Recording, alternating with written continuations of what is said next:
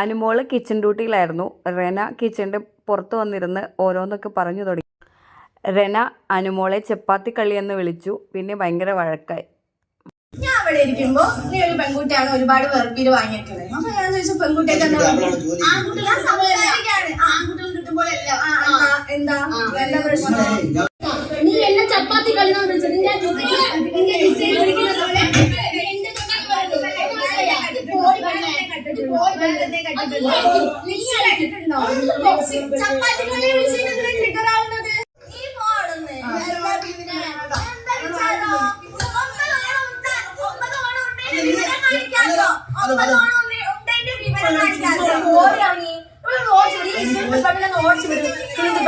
അത് മാത്രം നിനക്ക് അറിയാവൂ. ഇതേ നിനക്ക് അറിയാവൂ. നിനക്ക് ഇതേ അറിയാവൂ. ആരെന്ത് പറഞ്ഞു നിനക്ക് ഇത് കാണിച്ച് നീ ക്യൂട്ട്നെസ് വാരി കൈ പോയെ ഇറങ്ങി ബോഡി ഇറങ്ങി ബോഡി ഇറങ്ങി പോ.